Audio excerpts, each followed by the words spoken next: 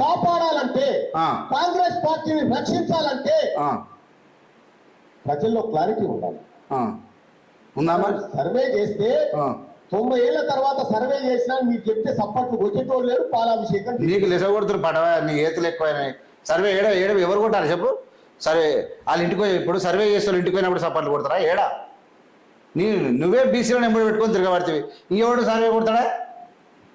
నువ్వే పొద్దుగాల చేసి మన్ను పోసే కార్యక్రమం చేస్తుంది. సప్పట్లు కొడుతలేదు నువ్వు చేస్తుంటే.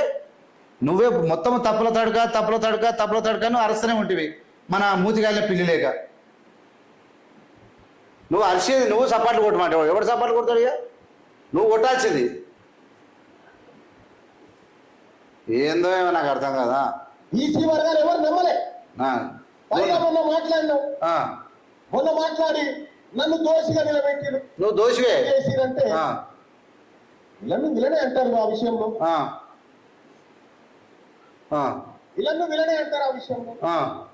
మీరు చేసింది పక్కా సమాచారం అయితే, పక్కా సేకరించిన లెక్కలే అయితే ముఖ్యమంత్రి గారు ఆ సర్వేకు మీరు బాధ్యత వహిస్తారా? నాది బాధ్యత, దీని మీద డిబేట్ కు నేను రెడీ అంటే ఎక్కడికి రావాలో చెప్పు.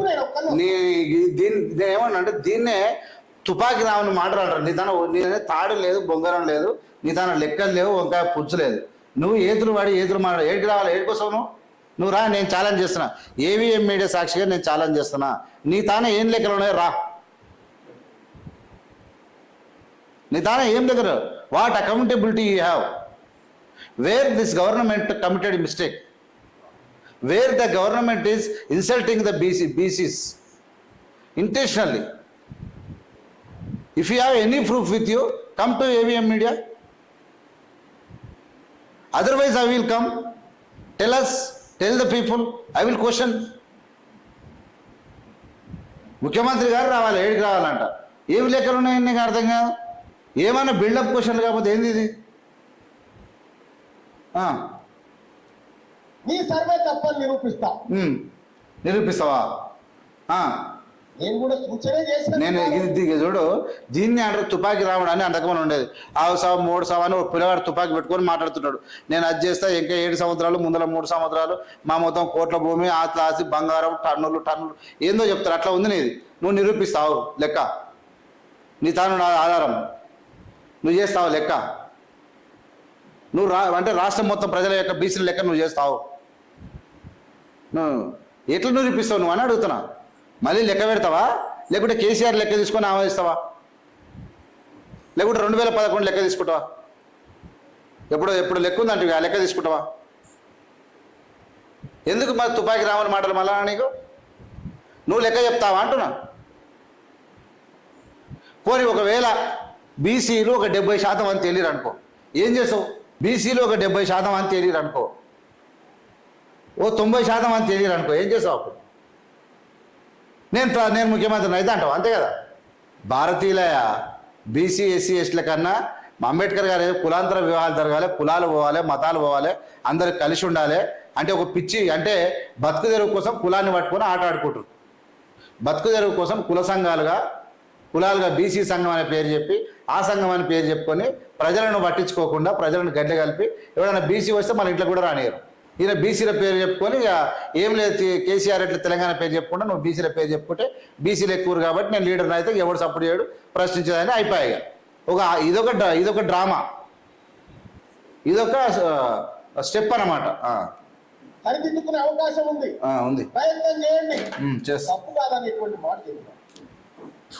మీరు ఒక తప్పు చేసి ఆ తప్పును కప్పిపుచ్చుకోవడానికి మళ్ళీ తప్పు చేసి, ఆ తప్పును కప్పిపుచ్చుకోవడానికి మళ్ళీ తప్పు చేసి, సమగ్ర కుటుంబ సర్వే ద్వారా, కుల సర్వే ద్వారా ఓసీల పాపులేషన్ పెరుగుతారు. 2011లో మనమే చేసినాం కదా సెన్సెస్. ఆ రోజు తెలంగాణ రాష్ట్రంలో ముస్లింల జనాభా మొత్తం. ఈ ఒక్క విషయంలో నేను యాక్సెప్ట్ తీర్మానం ఏమంటే, నిజానికి 9% ఉన్న జనాభా ఎంత శాతం పెరిగింది అలా ఓసీలో ఒక్కరి పాపులేషన్ పెరగదు అనే కొద్దిగా అనుమానమే. ఈ ఒక్క విషయం నేను యాక్సెప్ట్ చేస్తా. అదేమైనా డౌట్ ఉంటే దాన్ని లెక్క తీయొచ్చు, దాని కథ తీయొచ్చు, లేకుంటే ఊరు జనాభానా ఎక్కడ పెంచిరాలు, ఏ ఊరు జనాభాను పెంచిరు చూడొచ్చు. దాన్ని మళ్ళీ జనగణన చేసినప్పుడు అంత బయటపడితే అది ఓకే. పెంచినంత మాత్రాన మనం దాన్ని ఎట్లా చేసిరనే అది వేరే విషయం. ఆ విషయంలో అన్ని బంధాయి వాళ్ళే పెరగడం అనేది కొంచెం డౌట్ వచ్చింది. కానీ ఓసీలలో ఎవరెవరిని కలిపిండు? ముస్లింలను కలిపిరా, ఇంకోని కలిపిరా, లేదంటే ఈ కులం అంతా వద్దు ఉండొద్దు అని చెప్పి చాలామంది ఓసీలలో రాపించుకుంటారా? కొంతమంది నాకు వేరే వాళ్ళు చెప్పారు, కులమైందని. కొంతమంది ఇప్పుడు ఒక మా ఫ్రెండ్ ఒక ఆయన స్పోకెన్ ఇంగ్లీష్ పెట్టిండట, దిల్సుఖ్ నగర్లో స్పోకెన్ ఇంగ్లీష్ పెట్టిండట. ఆడ ఎస్సీ కానీ పర్ఫెక్ట్ నాలెడ్జ్ ఉంది. నల్గొండ ఆయన వచ్చి స్పోకెన్ ఇంగ్లీష్ పెట్టిండు. నల్గొండనా ఆంధ్రనా నాకు వేరే వాళ్ళు చెప్పారు మొన్న. స్పోకెన్ ఇంగ్లీష్ ఎవడు వస్తలేడంట. నువ్వు ఏం చేయాలంటే ఆడికేళ్ళ రూమ్ తీసి వేరే తన పెట్టి శ్రీనివాస్ రెడ్డి స్పోకెన్ ఇంగ్లీష్ అని పెట్టాను. శ్రీనివాస్ రెడ్డి స్పోకెన్ ఇంగ్లీష్ పెడితే ఏ లైన్ కట్టిరంటే జనాలు మొత్తం రెడ్డిలు బామ్మన్ మొత్తం రెడ్డిలకు వచ్చి అడ్మిషన్లు పైసలు లేవంటే మొత్తం వాళ్ళే పైసలు ఇచ్చినట. పైసలు ఇచ్చి రూములు ఏసీలు పెట్టించి పెడితే అది మామూలు కాదు, కోటీశ్వరుడు అయిపోయాడు వాడు. ఎస్సీ కాదు, నేను రెడ్డి అని రెడ్డి చెప్పుకున్నాను. మొత్తం పిల్లలు రెడ్డి అంత. అట్లా ఈ నెత్తినొప్పి ఎందుకు, ఈ అంటరాని తనం ఎందుకు? ఇళ్ళలో పోతే కిరాయిలు ఇస్తలేరు. కిండ్ల కిరాయికి ఇస్తే ఎస్సీ అని చెప్తే, బీసీ అని చెప్తే, ఒక రెడ్డి అని చెప్తే అయిపోతాయని ఒకటి ఓసీలలో కలిసిరా. జనాలకు పిచ్చిలేసి అట్లా ఇట్లా చేస్తున్నారు. అది కూడా ఆలోచన చెయ్యి. తప్పుడు లేక ఇప్పుడు ఆ క్యాస్ట్ సర్టిఫికేట్ ఇప్పుడు హైదరాబాద్లో ఉన్నారు, లేదంటే హైదరాబాద్ ఉన్నారు. ఏ క్యాస్ట్ అని అంటే ఇప్పుడు అందరి ముందర పక్క అపార్ట్మెంట్లలో ఏం చెప్తారు, మేము ఓసీ అని చెప్తే అయిపోయా. అది ఉండేది పోయిందా? పక్కన ముందర ఓసీ అని చెప్పి ఇంట్లో జన అవుతారు పోయి. ఇప్పుడు ఇల్లు కిరాయికి కావాలంటే ఓసీ అని చెప్తారు. ఓసీ అని చెప్పిన తర్వాత ఆ లెక్కలు అడిగేటప్పుడు కూడా ఏమేమో ఏదైతే ఓసీ అని చెప్పి అట్లా ఇట్లా పెరిగిందేమో. జనాలు ఇష్టం ఉంటే అట్లా మారిరేమో అందులోకి అంటున్నా. ఆ క్యాస్ట్ సర్టిఫికేట్లు తీస్తే తెలుస్తుంది. ఈ రోజు అదే ఇది ఎట్లా సాధ్యం? ఎవరు పిల్లలే కాదు, కణితలు కానీ చచ్చిపోతారు. సమగ్ర కుటుంబ సర్వే వదిలేదా కేసీఆర్ చేసింది. మన సర్వేలో కంపేర్ చేస్తే ఇక్కడ కొత్త లేదు కదా. అబ్బా నేను ఏమంటున్నా అంటే నువ్వు పట్టుకున్న వాదమే ఒక పనికి మళ్ళీ వాదం తీర్మానం వల్లన్న ఆ లెక్కలతో వచ్చేది ఏంది పోయేది ఏంది. నేను ఏమంటున్నా అంటే నీ బీసీ సర్వే చేయడం వల్ల ఏమవుతుంది? ఇప్పుడు బీసీలను ఆర్టీసీ బస్సులలో ఎక్కనిస్తలేరా, పాఠశాలలో చదువుకోనిస్తలేరా? ఉచితంగా నేను చెప్పేది ఉచితంగా ఏమన్నా దొరుకుతలేవా, లేకుంటే ఉచిత విద్యుత్ వాళ్ళకి వస్తలేదా? ఎక్కడ ప్రాబ్లం అవుతుంది? ప్రభుత్వము బీసీలకు కావాలని కన్నా అన్యాయం చేస్తుందా? మరి నీ పని ఏంది? నీ పిచ్చి శాస్త్రం చూసి ప్రజలు బీసీలకు ఏం చేయాలో అర్థమవుతలేదు. నీ పిచ్చి విధానమే తప్ప ఇంకోటి ఏంది కాదు అంటున్నది. అది గుర్తుపెట్టుకో ఫస్ట్ నువ్వు. ముఖ్యమంత్రి గారు మీరు బాధ్యతాయుతమైనటువంటి పదవిలో ఉన్నారు. ఈ బీసీలకు న్యాయం జరిగే విషయంలో పొరపాటు జరిగితే మళ్ళీ సరిదిద్దుకోండి అని చెప్పి సూచన చేస్తా ఉన్నాము. నేనేమంటాను అంటే ఇవాళ సూచన నువ్వు ఆ రోజుల నుంచి అంతే ఈయన ఉండేదేమో కాంగ్రెస్ పార్టీ కార్యకర్త అంటావు. కాంగ్రెస్ పార్టీలో ఉన్నటువంటి ఎమ్మెల్సీవి ఎవరిని సూచన చేస్తున్నావు? నువ్వు బీసీ ప్రతినిధివా? ఎవరు నువ్వు? నాకు అర్థం కాదు. అన్నీ అమ్మ ప్రశ్నించడం. నేనేమంటున్నా అంటే అధికార పార్టీలో ఉన్నప్పుడు ప్రశ్నించడమే, ప్రతిపక్షం మాత్రం ఉండి ప్రశ్నించడమే.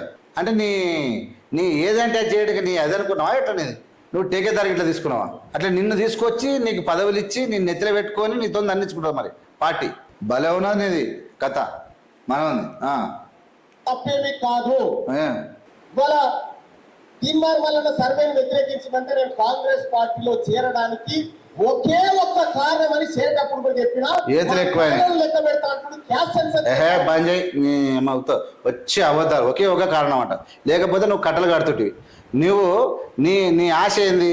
ఫస్ట్ ఇండిపెండెంట్ ఇవ్వడావు, ఓసారి పోయి టీఆర్ఎస్ తరఫున ఇవ్వడావు, ఓసారి కాంగ్రెస్ తరఫున ఇవ్వడావు, మళ్ళీ పోయి హుజూర్ నగర్లో ఇండిపెండెంట్ ఇవ్వడావు, మొన్న ఎమ్మెల్సీగా ఇవ్వడావు.